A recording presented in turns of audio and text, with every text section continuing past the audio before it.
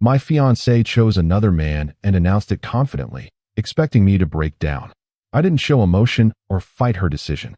Weeks later, she realized that choice cost her more than she ever calculated. I'm going to be with Daniel now.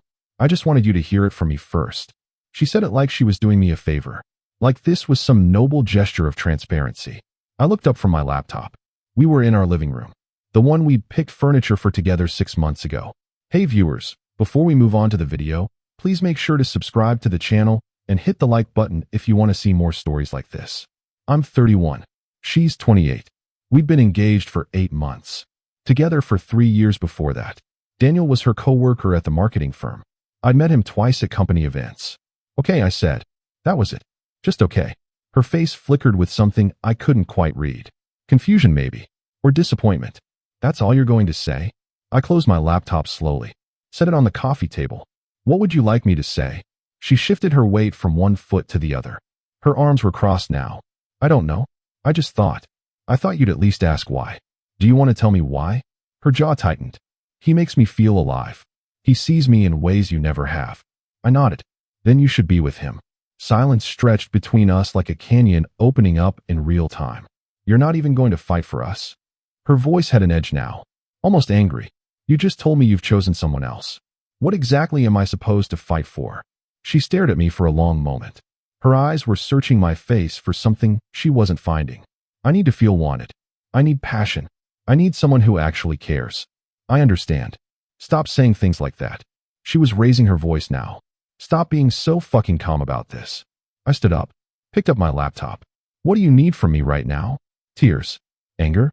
Begging. I need you to act like you give a damn. I gave a damn for 3 years and 8 months. You've made your choice. I'm respecting it. Her face went red. You're impossible. This is exactly why I'm leaving. When are you moving out? The question seemed to hit her like a slap. I haven't figured that out yet. Take your time. I'll stay at my brother's place until you've got everything sorted. I walked past her toward the bedroom. She didn't follow. I could hear her breathing behind me, hard and fast like she'd been running. Daniel wants me to move in with him, she called out. I didn't turn around. Then that works out well. His place is smaller though, and it's farther from my work. You'll figure it out. I grabbed a duffel bag from the closet and started packing basics. She appeared in the doorway. Her mascara was smudged now. She'd been crying. Can we at least talk about this like adults? We are talking. No, you're shutting down. You're running away. I zipped the bag, turned to face her. You came here with a decision already made. You're not asking for a conversation. You're asking for a reaction. That's not fair. What part isn't fair? She opened her mouth, closed it, opened it again. I didn't expect you to give up so easily. I'm not giving up. I'm accepting reality. I walked past her again. She grabbed my arm. Please, just tell me what you're feeling. I looked down at her hand on my sleeve, then at her face. I'm feeling like someone I plan to spend my life with has decided she wants a different life. And I'm feeling like the best thing I can do is get out of her way. Her hand dropped. You really don't care at all, do you? I care enough not to make this harder than it needs to be. I left. My brother's apartment was across town. He worked night shifts at the hospital, so the place was empty when I arrived. I dropped my bag in the guest room and sat on the bed. My phone started buzzing within an hour. Text after text. Her, I can't believe you just left like that. Her, we have so much to figure out. Her, you could at least pretend this affects you. Her, Daniel says you're being manipulative by acting so cold. That last one made me laugh. A short, bitter sound in the empty room. I didn't respond to any of them. 3 days passed. My brother came home between shifts and found me working from the guest room. You want to talk about it? He asked. Not particularly. She called me. Said you're being unreasonable. I glanced up from my screen. What did you tell her? That it's none of my business. But she seemed pretty worked up. She made her choice. I'm respecting it. He leaned against the doorframe. That's it. For years and you're just done. She's just done. I'm just accepting it. Most guys would be losing their minds right now. What good would that do? He didn't have an answer for that. A week went by. She texted that she'd moved most of her stuff out. Said I could come back to the apartment whenever. I went back on a Saturday morning. The place looked the same, but felt hollow. Her closet was empty. Half the bathroom counter was cleared. The engagement ring was sitting on the kitchen table with a note. I'm sorry it ended this way.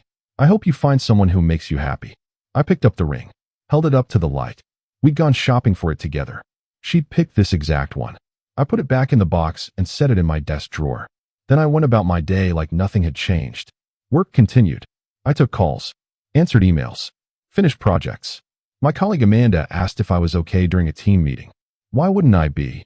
You just seem, I don't know, different. I'm fine. She didn't look convinced, but she dropped it. 2 weeks after the breakup, my ex started showing up at places I frequented. The coffee shop near my office. The gym I went to in the mornings. The bookstore I browsed on weekends. She never approached directly, just lingered in my peripheral vision. Finally, she cornered me at the coffee shop. Can we talk? I looked up from my phone. About what? About us. About everything. There is no us anymore. You made that clear. She sat down across from me anyway. I think I made a mistake. The barista called out someone's order. I watched them collect their drink. What kind of mistake? Daniel isn't. He's not what I thought he was. What did you think he was? She fidgeted with her coffee cup. Exciting. Passionate. Different. And he's not. He's passionate about himself. Everything is about his career, his goals, his ambitions. I took a sip of my coffee. Said nothing. When I moved in, he barely made space for my stuff. Said his place was already optimized. That sounds frustrating. And he works constantly. Like even more than you did.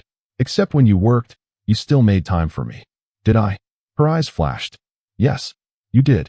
And I was too stupid to appreciate it. I checked my watch. I have a meeting in 20 minutes. Can you stop being so cold for 1 second? I'm not being cold. I'm being honest. You wanted Daniel. You have Daniel. I don't see what you want from me now. I want you to care that I'm unhappy. That stopped me.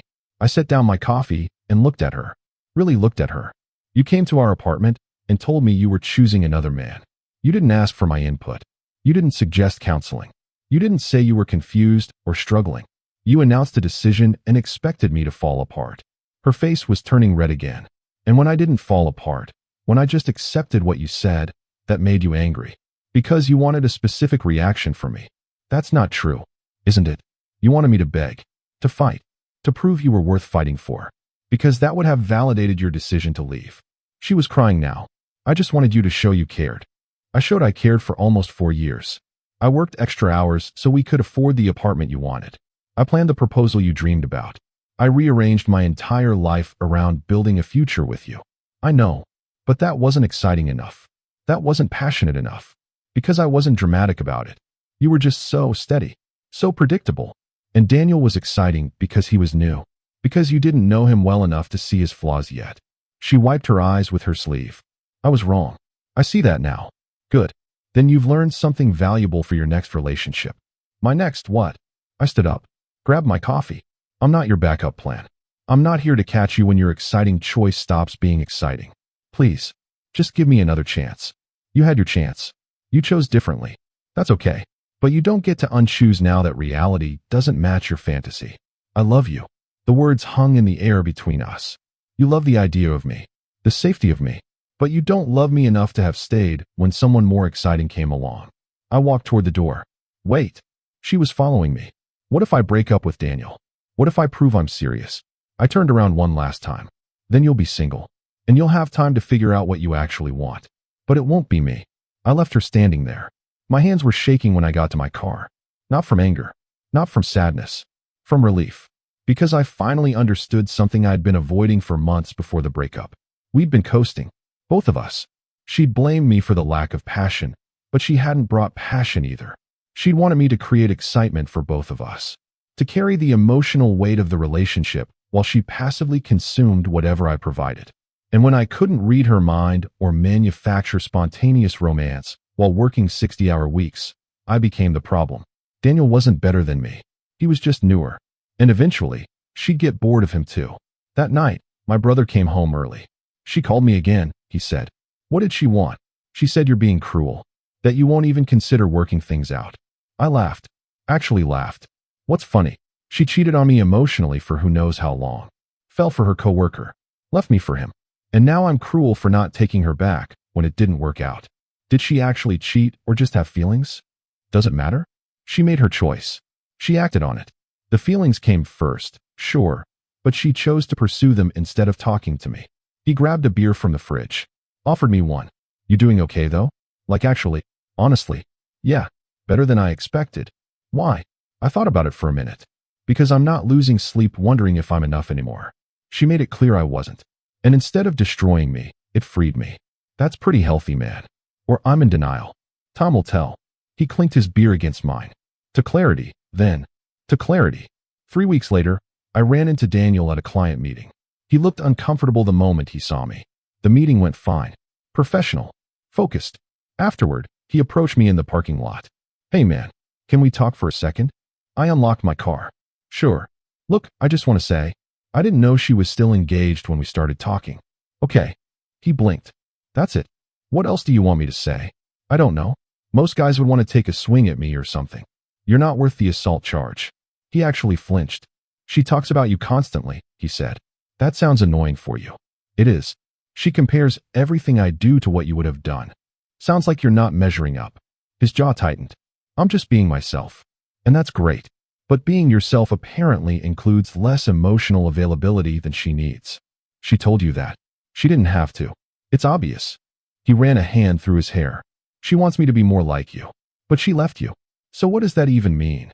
It means she doesn't know what she wants. And she's making that your problem now instead of mine. So what? I'm just supposed to deal with it.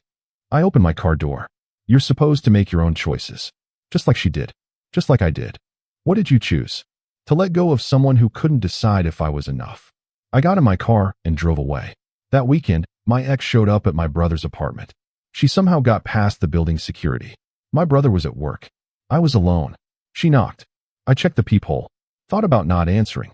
Opened the door anyway. How did you find me? Your brother told me where he lived once. I remembered. He's not here. I came to see you. I didn't invite her in. Just stood in the doorway. What do you need? I broke up with Daniel. Okay. Did you hear me? I broke up with him. We're done. I heard you. So doesn't that change anything? No. Her face crumpled. Why not? Because you didn't break up with him for me. You broke up with him because you were unhappy. I broke up with him because I realized I made a huge mistake. That's the same thing I just said. No, it's not. I made a mistake leaving you. I want to fix it. I leaned against the doorframe. Crossed my arms. You want to fix feeling bad about your choice. That's not the same as wanting me back. How can you say that? Because if you wanted me back, you would have realized it before trying to make things work with Daniel. You would have come back after a few days, not a few weeks. You would have fought for us before you had new battle scars from a different relationship. I needed time to see clearly. No, you needed Daniel to disappoint you before you remembered what you had. She was crying again. Full tears now. Please. I'm begging you. Just give me one more chance. And then what? We get back together. Things are good for a while. And then you meet someone else exciting? That won't happen. You don't know that. Because you haven't done the work to figure out why you needed excitement more than stability. I'll go to therapy. I'll do whatever it takes. Do it for yourself. Not for me. I don't want to lose you. You already did. You lost me the moment you told me you chose Daniel. People make mistakes. People deserve second chances. Some people do.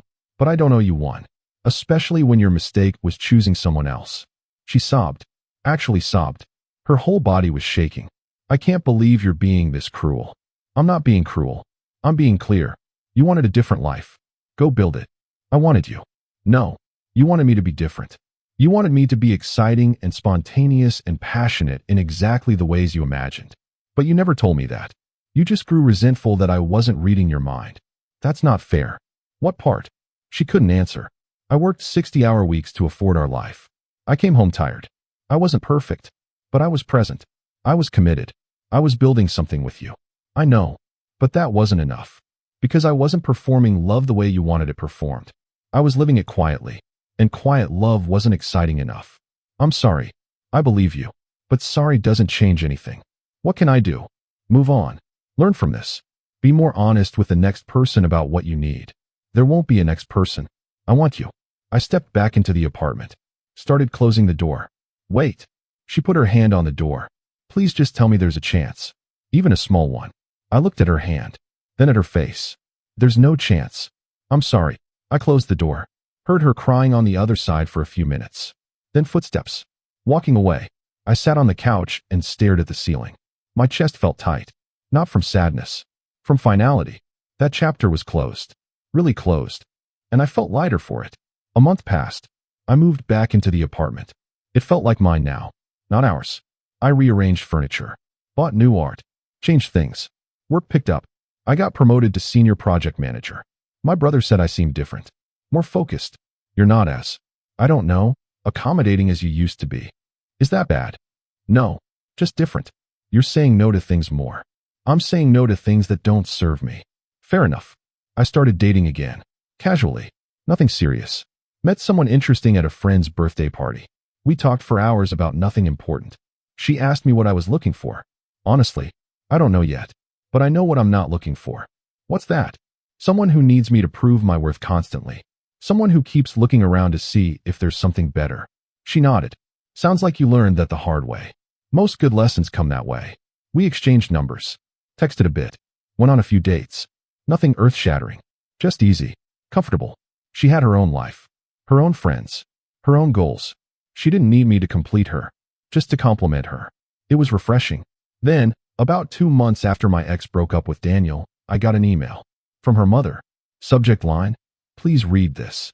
I almost deleted it. Opened it instead. I know you probably don't want to hear from our family right now, but I felt I needed to reach out. My daughter made a terrible mistake. She knows that now. She's been struggling emotionally, and I'm genuinely worried about her. I'm not asking you to get back together with her, but would you consider talking to her? Just once. As a friend? She needs closure, and I think you do too. Please consider it.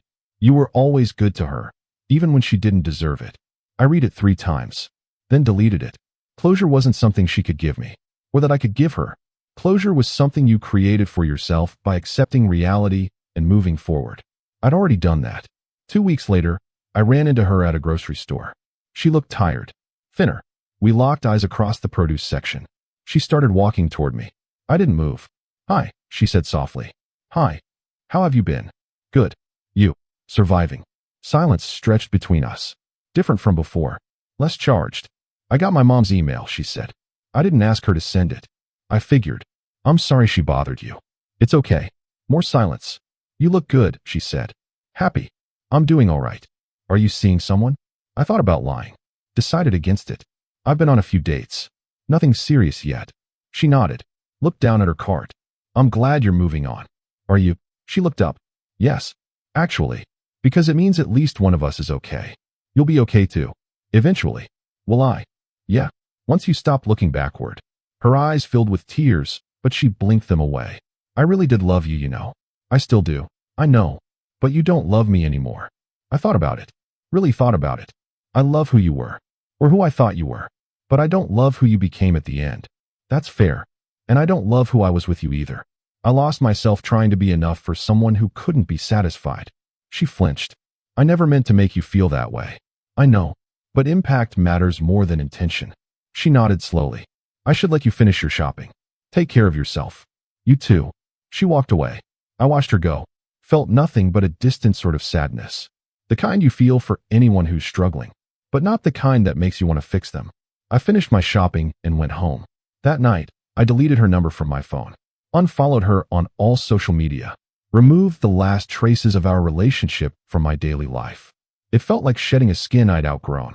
My brother came home and found me cooking dinner. You seem good, man. I am good. What changed? I thought about it while stirring pasta. I stopped waiting for someone to choose me and started choosing myself. That's pretty profound for a Tuesday night. I laughed. It's been a weird few months. Understatement of the year. We ate dinner and watched a game. Normal. Easy. Uncomplicated. Life moved forward. A few months later, I heard through mutual friends that my ex had moved to a different city. Fresh start apparently. I hoped it worked out for her. Genuinely. Not because I wanted her back. Not because I forgave everything. But because holding on to bitterness would have only poisoned me. She made her choice. I made mine. We both had to live with the consequences. The difference was, I was living with mine just fine. Looking back now, I understand what happened. She thought breaking up with me would devastate me. Would prove how much I needed her. When it didn't, when I just accepted it and moved on, it shattered her narrative. She needed me to fall apart so she could feel powerful, feel desired, feel like the prize. Instead, I treated her decision with respect, took her at her word, let her go. And that, somehow, was the most devastating thing I could have done. Not because I was trying to hurt her, but because I was refusing to play the role she'd assigned me. She expected a villain or a victim. She got neither. She got someone who simply accepted reality and built a new life. And that's the thing about relationships that end badly. Sometimes the cruelest thing you can do is refuse to be cruel at all. Sometimes the most powerful statement you can make is no statement. Just quiet acceptance and forward motion. I never told her how much it hurt in those first few days. How I stayed up late questioning everything about myself. She never got to see me break. Never got that validation. And eventually, I realized I hadn't broken. I just bent, adjusted, rebuilt, stronger than before, more certain of what I wanted, less willing to accept less than I deserved. She chose Daniel thinking she was trading up, found out she was just trading sideways, then came back expecting me to be waiting, to be unchanged, to be available. But I'd moved on, not to hurt her, just to survive. And in surviving, I discovered something important. I was enough, always had been. For the right person, my steady reliability wouldn't be boring. It would be valuable. My quiet way of loving wouldn't be insufficient. It would be exactly enough.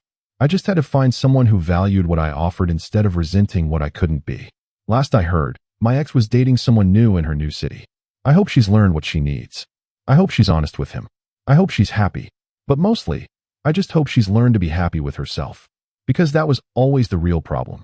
She couldn't be happy with me because she wasn't happy with herself. And no amount of excitement or passion or new relationships could fix that. Only she could fix that. Just like only I could fix my own tendency to lose myself in relationships. To measure my worth by whether I could make someone else happy. We were both broken in our own ways. The difference is, I broke enough to rebuild. She just kept looking for someone else to fix what was broken inside her. I don't know how her story ends. And I don't need to. My story is still being written. And the next chapters don't include her. They include someone who chooses me first. And keeps choosing me. Someone who sees my quiet love as a strength, not a weakness. Someone who builds with me instead of looking around for something more exciting. And until I find that person, I'm fine on my own. Because I learned something valuable from all of this. Being alone is better than being with someone who makes you feel alone. And sometimes, the best revenge is no revenge at all. Just a good life. Built on your own terms. With people who value what you bring. That's enough. That's always been enough.